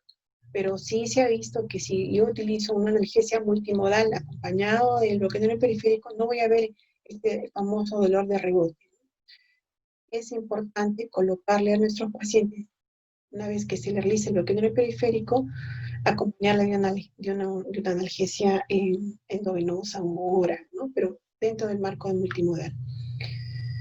Este es otro caso, y quiero agradecer a la doctora Lu Alfaro del Hospital 2 de Mayo, donde me mencionó su caso, y lo traigo porque es un caso muy bonito, interesante. También es un paciente varón de 35 años, con una fractura radiodistal, una paciente que ingresa por emergencia. Este paciente le realizan la prueba rápida, no hay prueba molecular en sustitución, y el paciente es positivo a IgM y IgG, es un paciente COVID positivo. Entonces, este paciente pasa a sala de operaciones COVID. La estrategia del traumatólogo, porque como ya les mencioné, una vez que se determina que este paciente es quirúrgico, tiene que haber una conversación entre todo el equipo quirúrgico. Se determinó que este paciente, o el cirujano determina que este paciente termina la cirugía, hace recuperación y va a la casa, es decir, es totalmente ambulatorio. Entonces, ¿cómo yo diseño mi estrategia en un paciente COVID positivo, COVID, que va a ser sometido a una cirugía ambulatoria, ¿no? Entonces, ¿cómo yo voy diseñando mi estrategia anestésica para que todo este paciente vaya bien? Entonces, lo que decidió hacer la doctora Lu Alfaro decidió hacer un bloqueo axilar guiado por ecografía como técnica anestésica, ¿no? Acá está la mano izquierda del paciente, le hizo el bloqueo axilar guiado por ecografía, que administra bupi al 0,25% y lídol 1%, un volumen total de 20 mililitros. Cánula binasal, igual a 2 litros por minuto. Mascarilla protectora, que siempre es importante colocar la mascarilla protectora con los pacientes, y una sedación mínima también midazolam 1,5 y 50 de feta, ¿no? Es un paciente joven, entendible, toleraba el procedimiento, probablemente despierto en algún momento porque el acto quirúrgico me menciona que demoró 2 horas, pero tranquilo, como ven, sin ningún dolor con EVA 0. Entonces, esto es una técnica anestésica, es un bloqueo axilar, el plexo braquial, con una sedación mínima en un paciente COVID positivo confirmado. Quiero traerles acá otro caso. Este es un caso de una de las instituciones donde trabajo. Es una paciente no tan joven, una señora de 59 años, bueno, porque la expectativa de vida, bueno, ha aumentado mucho, y en esta institución de trabajo los pacientes de 58, 59 años sí relativamente parecen jóvenes, pero bueno. Y esta paciente tenía el diagnóstico de ruptura del manguito rotador derecho. Tenía además un impacto subacromial y tenía un hombro derecho congelado. Como yo les decía, siempre yo, en la medida de lo posible, trato de examinar al paciente antes de aplicar la técnica anestésica, y esta señora no podía movilizar, no podía hacer ningún movimiento, ni abducción, ni lateralización, ¿no? del hombro. Entonces era un hombro derecho congelado. Es una paciente un poco ansiosa depresiva, ¿no? tomaba ansiolíticos durante las noches, iba a ser sometida a una artroscopía de hombro, masacromioplastia, plastía magnetorotador, y acá hay un detalle importante, una tenodesis del bíceps largo. Es decir, el traumatólogo, aparte de la artroscopía que iba a realizar, le iba a hacer una tenodesis, es decir, un corte a nivel del hueco axilar, iba a hacer una ruptura del bíceps y iba a hacer la técnica de tenodesis que me explicaba que él lo hace relativamente a todos sus pacientes de hombro, donde ha visto que van bien, mejoran, sobre todo cuando tienen esta condición, ¿no?, del hombro congelado. Bueno, el detalle, durante esta época de la pandemia, la señora era asintomática respiratoria, en la institución donde trabajo le realizan solo prueba rápida, la prueba rápida es negativa, la señora, bueno, en época de pandemia, una paciente que va a ser sometida a una cirugía con prueba rápida negativa, bueno, no me da tanta tranquilidad, ¿no? Pero bueno, tiene que entrar a sala la señora. No es un COVID confirmado, no es una alta sospecha de COVID, tal vez la catalogamos en el rango de una baja sospecha de COVID, ¿no? Entonces, el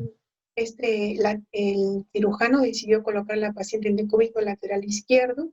Esta es la paciente terminando la cirugía, ¿no?, en donde realizan 3 incisiones para la artroscopía, acá en la zona donde realizó la tenodesis.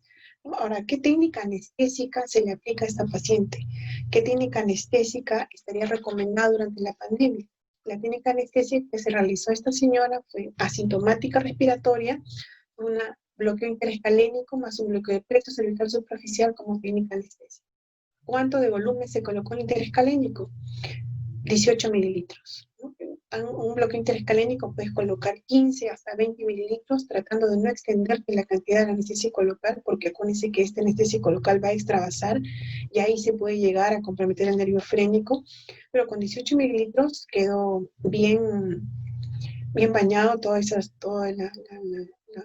zonas cervicales, raíces cervicales.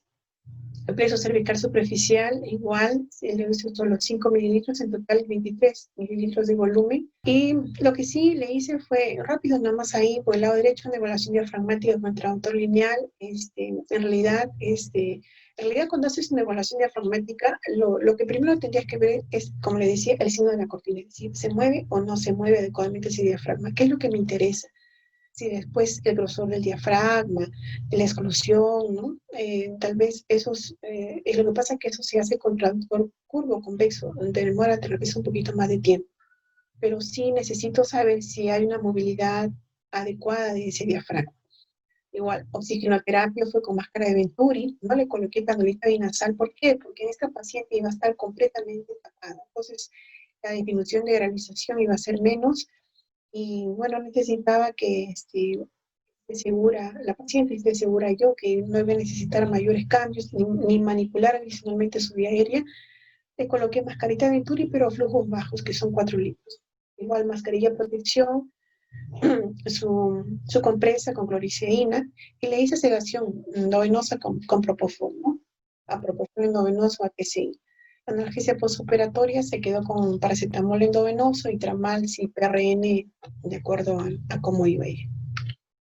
Entonces, esto es, ojalá que ustedes puedan verlo, es un videito donde está el propofol, la 0,9, donde se ve, la paciente está en el decúbito lateral izquierdo. Como la paciente era una baja sospechosa de COVID, pues el equipo quirúrgico no se protegió. Yo, bueno, no salgo ahí, pero yo hay dosis de oxígeno bajitas, yo sí estaba bien protegida, ¿no? Y esto es lo que quería decir. Ustedes ven este movimiento, esto es el signo del telón, el signo de la cortina, ¿no? Esto es lo que yo necesito ver adecuadamente en la paciente. Necesito evaluar eso, necesito evaluar el diafragma.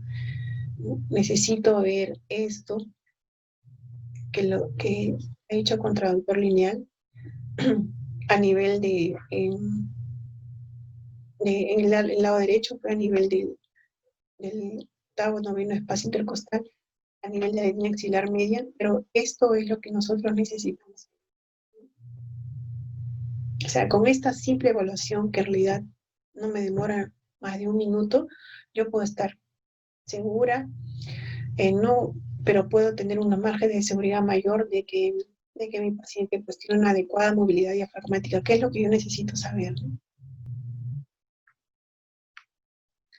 Y bueno, para comentarles adicionalmente que en realidad COVID en todo el Perú estamos tratando de optimizar todas las estrategias que actualmente tenemos. Muchos de los colegas están trabajando con pacientes COVID confirmados, muchos ya han caído, muchos han fallecido, y es, por ejemplo, el doctor Julio Altamirano, que trabaja en el Hospital del Niño, donde él realiza bloqueo de fascia rector espinal a un neonato de 3 meses. Tenemos el Hospital Negreiros a la doctora Marcia Florián, trabaja en el área COVID. Tenemos al doctor Galarreta, un gran amigo, trabaja en el Hospital de Salud Virgen de la Puerta en Trujillo. Acá en este caso nos contó, por ejemplo, que él tuvo que venir de emergencia, colocar vía central, intubar a un paciente, todo, tiene un ecógrafo en el área de emergencia donde trabajan, ¿no? Que es la bendición. Un ecógrafo siempre te va a ayudar para todo, y en el Hospital Cayetano Heredia también, en el área COVID en realidad, a nivel nacional, en diferentes instituciones, se está trabajando y se está luchando contra esta pandemia, ¿no? Tratando de mejorar y optimizar todos nuestros procesos para que al final aprendamos grandes lecciones de esto. Comenzamos con la pregunta, doctora. Sí, El ¿cómo doctor está? Héctor Jaime pregunta, ¿la analgesia posoperatoria podemos acompañarla con opioides y dexametasona? ¿Qué recomienda usted, doctor? Mire, si usted realiza un bloqueo nervio periférico, y si realiza un bloqueo nervio periférico exitoso, como yo les mencionaba, es importante que esto se acompañe dentro de un marco de analgesia multimodal. No dar dexametasona en forma horaria porque no lo necesita, ¿no? No es un paciente que no necesita usar dexametasona ni altas dosis de dexametasona, ¿no? Y su otra pregunta era utilizar dexametasona y analgésico, sí, porque estos pacientes van a necesitar analgésico. Acuérdense que hay que evitar el efecto rebote.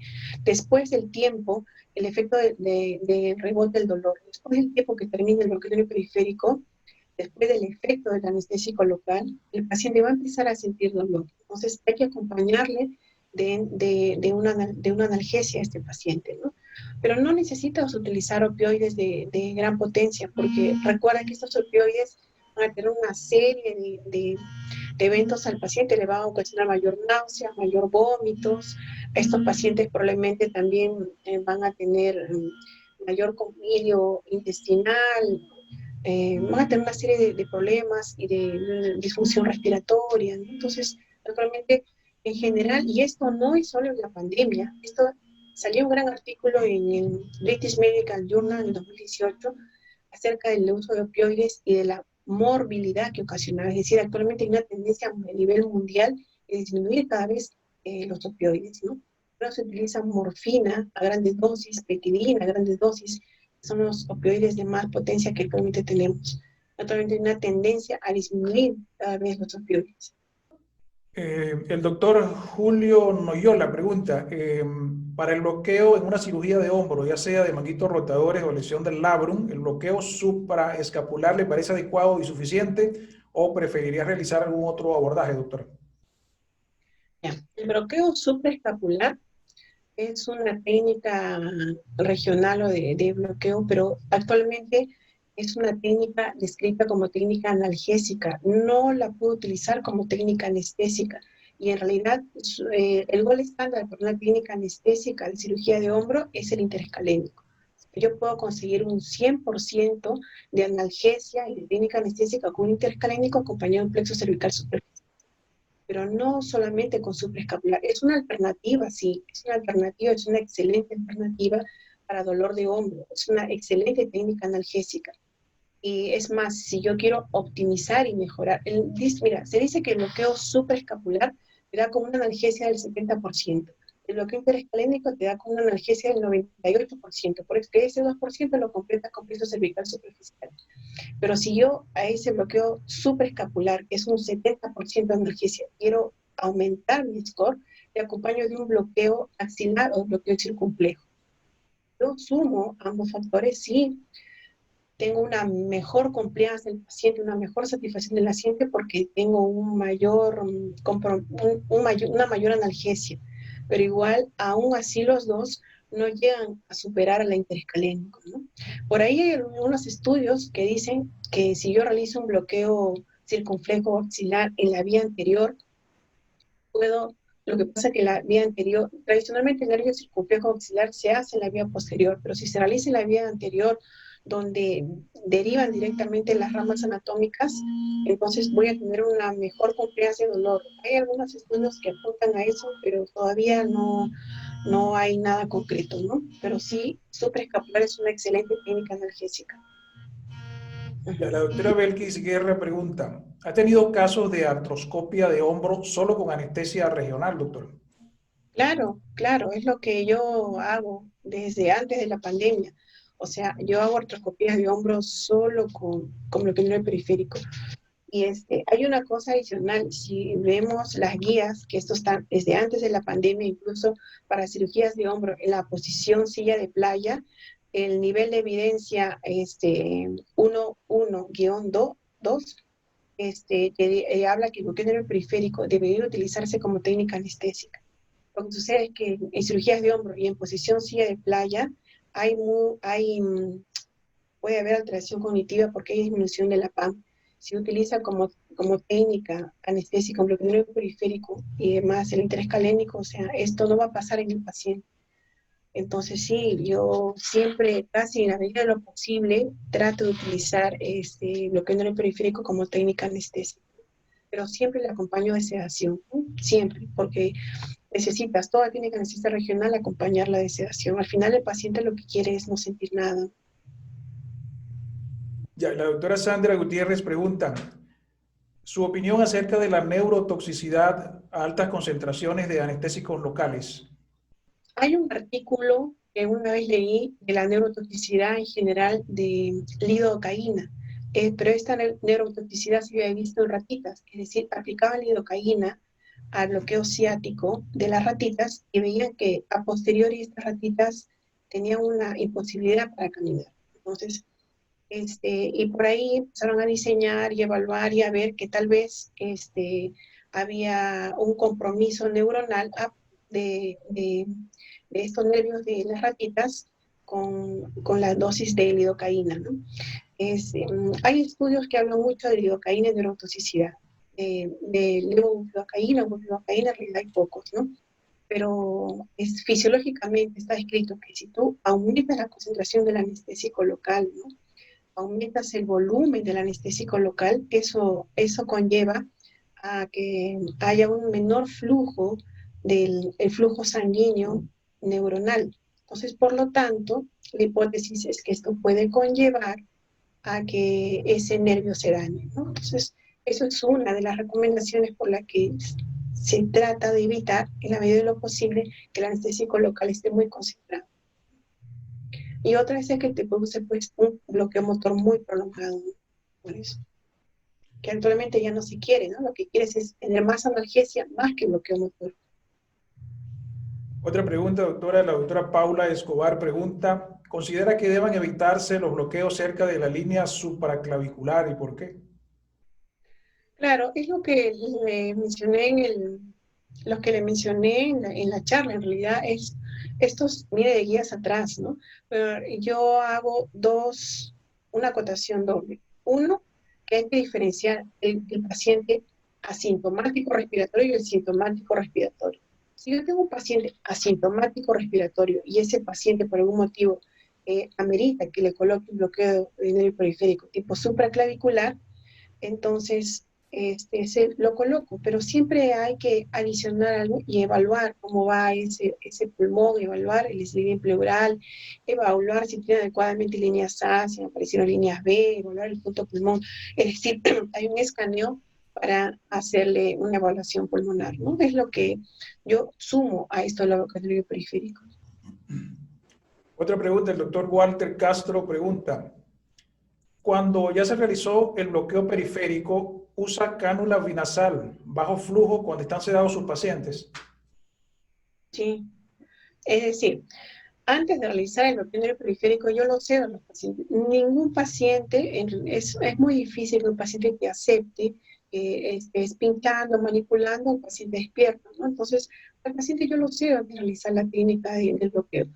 Lo cedo un poco. La estrategia para hacerlo puede ser en realidad la que decide el operador, pero realiza la técnica de bloqueo anestésico, le coloco siempre al paciente, no le coloco un plástico al paciente COVID positivo, al sospechoso, le coloco una compresa con clorexidina, ¿no? Grande, el paciente está sedado y realiza la técnica de bloqueo, ¿no? Siempre infiltrando con lidocaína, con anestésico local y colocando luego ya el bloqueo neuroperiférico en sí. Ya, otra pregunta. El doctor Italo Lino pregunta, ¿qué contraindicaciones o desventajas se pueden mencionar de la técnica de bloqueo de nervio periférico, doctor? En realidad las ventajas son las que son muchísimas, ¿no? Las contraindicaciones y las desventajas que están descritas en realidad depende, es una técnica operador dependiente, es decir, va a depender del equipo que yo tenga, es decir, va a depender de la calidad del ecógrafo que yo tengo, ¿no? Por ejemplo, si alguna vez alguna de ustedes ha tenido la oportunidad de utilizar un ecógrafo Titan o ver un Sonosite Titan, son casi ecógrafos que no, la visualización es muy pobre, ¿no? O tienes ecógrafos donde tu visualización es muy pobre, entonces tu técnica anestésica no va a ser tan segura. Y obviamente la experticia del operador es de vital importancia en todos estos procedimientos, ¿no? En realidad porque las ventajas son abundantes de utilizar ecografía y utilizar ecografía en nervio periférico, ¿no? Las ventajas es el operador dependiente y el equipo de ultrasonido con el que se cuenta en la institución. El doctor Walter Magán pregunta, en un paciente COVID positivo, ¿haría usted bloqueo periférico de ambas extremidades superiores en caso de ameritarlo? ¿O diferiría un miembro para operarlo posteriormente? Ya.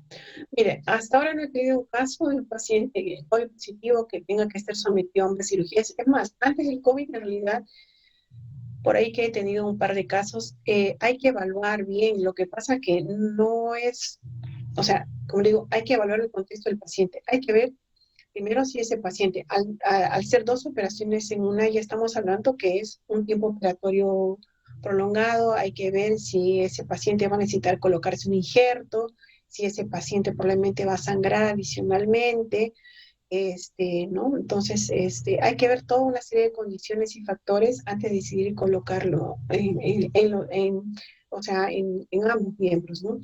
Y ahora, durante la pandemia, como les digo, no podemos descartar al 100% de un paciente que no tenga COVID, es muy difícil, ¿no? Entonces, yo creo que eso sí estaría como que más restringido, más difícil decidir si a bloquear ambos miembros, a invadir ambos miembros, ¿no? Un paciente en el que no tengo la seguridad al 100%, ese paciente no va a ser COVID o va a ser a posteriori un compromiso pulmonar, ¿no? La doctora Milagros Grilloni pregunta, ¿qué droga y a qué dosis ha obtenido mejor resultado para bloqueo de nervio periférico en miembro superior? Y si suele realizar una segunda aplicación de anestesia si el procedimiento se demora. Si el procedimiento se demora, ¿a qué se refiere? En la técnica. No, pero generalmente la dosis que yo utilizo es la Ibobupi o Bupi al 0,25%, ¿no? O sea, no sumo lidocaína, sino Bupi en una jeringa de 20, que es lo práctico, 10 de Bupi y 10 mililitros de bupivacaína y 10 mililitros de cloruro de sodio, ¿no? Pero siempre le sumo un ayudante anestésico local. He trabajado con adrenalina, con dexametasona, con desmetomidina, ¿no? Los ayudantes anestésicos local van muy bien en los pacientes de bloqueo de nervio periférico, sobre todo van mucho mejor y espectacularmente mejor en los bloqueos de fascias, porque hay que recordar que los bloqueos de fascias es analgésico, no hay compromiso motor, entonces la analgesia se extiende muy bien y no necesitas, cuando he tenido cirugías cruentas en que al final he tenido que colocar bloqueos de pared abdominal y he colocado anestésico local más coadyuvantes, he mezclado incluso dos coadyuvantes con el objetivo de prolongar la analgesia. Esos pacientes han ido muy bien, no han necesitado opioides a grandes dosis, no han necesitado AINES o acetaminofén, ¿no? Para la gran cirugía, ¿no? van espectacularmente bien, diría yo, creo, en la parte sensitiva, ¿no? El doctor Lino pregunta, ¿alguna variación en la frecuencia del traductor de acuerdo al nervio periférico bloqueado, doctor? ¿Alguna diferencia? Lo que sucede es que ahí está tu plan estratégico. Si uno decide realizar determinado bloqueo periférico, entonces uno va a ir diseñando todo. Es decir, diseñas desde dónde se coloca el operador, diseñas desde dónde se va a colocar el paciente, hay que diseñar dónde colocar el equipo, hay que ver qué equipo es o sea, qué sonda o qué traductor es el que voy a utilizar, con qué preset voy a trabajar, qué materiales son los que yo voy a utilizar, si decido no colocarle al coadyuvante el anestésico local, si decido no darle sedación y cuánto de sedación dar. O sea, todo ese plan estratégico tiene que estar diseñado antes de que el paciente llegue a sala, ¿no? Son varios parámetros los que tienes que evaluar para que tengas en realidad un bloqueo exitoso y lo puedas hacer rápido, porque siempre esta técnica va a demorar y va a requerir un poquito de tiempo, ¿no? Perfecto. La doctora Alejandra Copa Alanes pregunta, desde Bolivia, en el bloqueo periférico, la dexametasona, ¿por cuánto tiempo prolonga el bloqueo motor y sensitivo y qué dosis recomienda?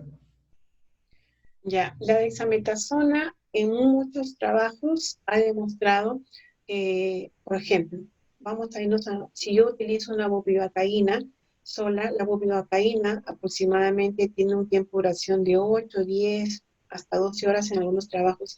En esa dexametasona te ha visto que te prolonga hasta 14, 16 horas el bloqueo motor y la analgesia hasta 18 horas. Y esto va a ir también dependiendo de cuánto anestésico local le coloques y a qué concentración le coloques el anestésico local. Entonces, la dexametasona sí te prolonga el bloqueo motor y sí te prolonga la analgesia de ese caso o del anestésico local. Pero digamos en un promedio y va a depender de la concentración de anestésico local que coloques y del volumen de anestésico local que coloques. Es un promedio de más o menos unas 4 o 8 horas, ¿no? Siempre para la analgesia es un tiempo mayor. Primero se pierde el bloqueo motor y la analgesia queda después, ¿no? El doctor Juan Cifuentes pregunta, ¿qué mezcla usaría regularmente para bloqueo supraclavicular? Nosotros solo contamos con bupivacaína y lidocaína. Claro. Para bloqueo en realidad, en general, para los bloqueos yo generalmente utilizo bupivacaína o levobupivacaína y un coadyuvante anestésico local. Puede ser adrenalina a dosis de 5 gramos por mililitros, dexametasona o desmetomidina. Y lo que pasa es que qué coadyuvante usar va a depender también de va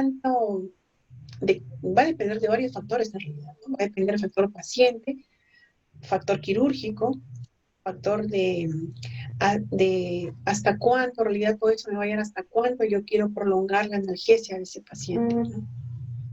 El doctor Noel pregunta, ¿alguna contraindicación en pacientes obesos para bloqueos ecoguiados? El paciente obeso a nivel mundial está aumentando y cada vez más. Cada vez vamos a ver más obesos en nuestra práctica diaria. Y como en todo, así como el manejo de la vía aérea, el obeso también no es fácil. No es fácil visualizar una estructura nerviosa en un paciente obeso. No es fácil acomodarlo a un paciente obeso, ¿no? Entonces siempre te va a requerir un poco más de tiempo y un poquito más de experticia en el paciente obeso. Porque anatómicamente el paciente obeso hay que acomodarlo y dependiendo de qué estructura vas a ver, ¿no? Por ejemplo, si vas a hacer un supraclavicular, un obeso, hay que hiperextender el cuello, colocar almohadillas debajo, ¿no?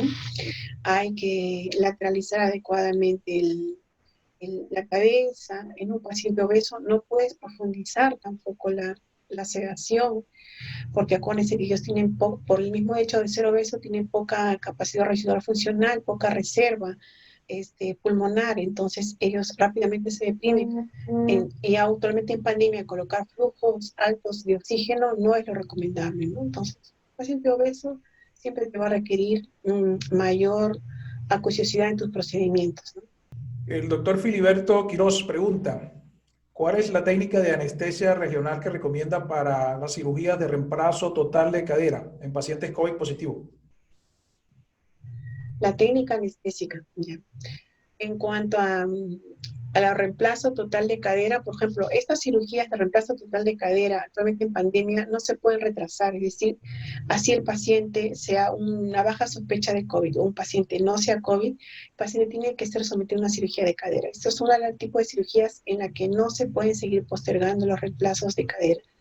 Entonces, en una cirugía de cadera, ya hay muchos artículos que van a favor, que en realidad se recomienda hacer la regional, no técnica anestesia regional.